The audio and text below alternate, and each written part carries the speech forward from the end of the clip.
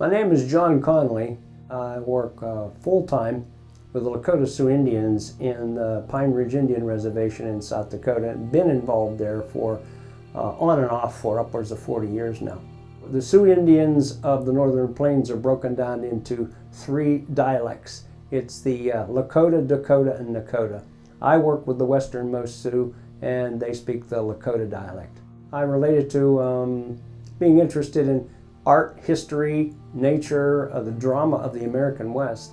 In the 1950s and 60s, cowboys and Indians were really important to young kids. We all had cap guns.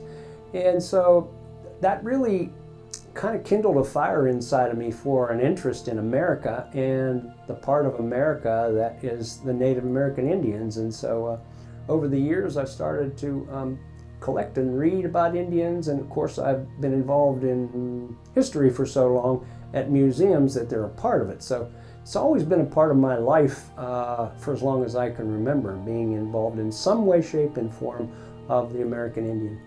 About the 1970s, I received a collection of Indian artifacts that had been collected by an uncle of mine at the turn of the century, from about 1898 up to 1960.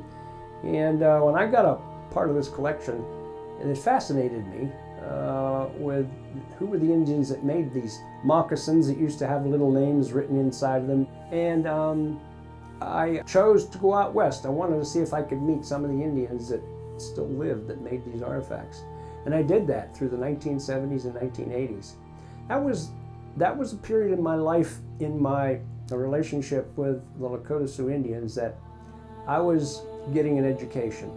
I've learned from my involvement over the years that life for not only Lakota Sioux Indians, but most Indians in this country on reservations is very hard. Men have lost faith in themselves, in their culture. They have very little opportunity for employment on the reservation. Statistics put employment at about 85% unemployment. Mostly everybody dies from diabetes at the age of 58 to 60 because of a poor diet. 2.5 times the highest rate of teen suicide on Pine Ridge than anywhere in the United States. Most young people don't finish high school because of the extreme depression they live under. And so they start to tend to go into gangs and drugs. So as you can see, we have a very toxic situation here on this reservation, and I've been guided by the hand of God through my early education of being involved with these Indians to learn about the good parts of this nation, this American Indian tribe.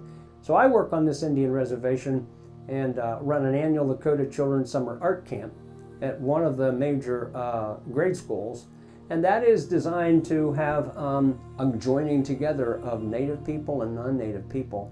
And initially, within this bridge building idea, try to gain trust. And we're getting really good results on our summer camp because we're teaching Indians how to be Indians once again, but we're doing it in such a fashion that not by coming in as an outsider, we're trying to get community involvement and to get this education to take place with Indian mentors and leaders and elders to be involved in this educational process, and thereby the children being involved in an arena of who they are, putting pride back into these young boys and girls, self-motivation. They're enjoying this education, this summer camp, and they're getting an education at the same time. This one old Indian holy man, one afternoon we were sitting together out in the prairie, and he started to talk a bit about what his life was like.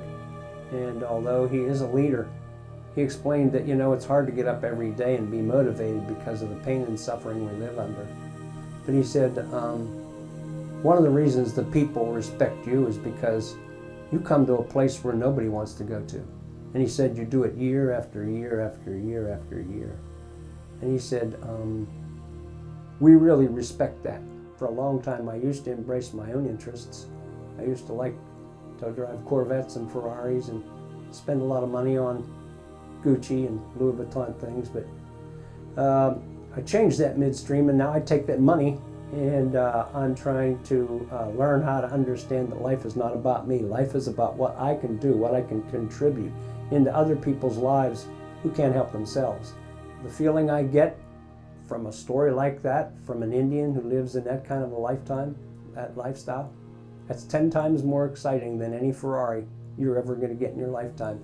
It lifts you up on wings of eagles, flying higher and faster than anything you can imagine. So that's the blessing I've gotten out of this, is feeling that my life is going to count for something.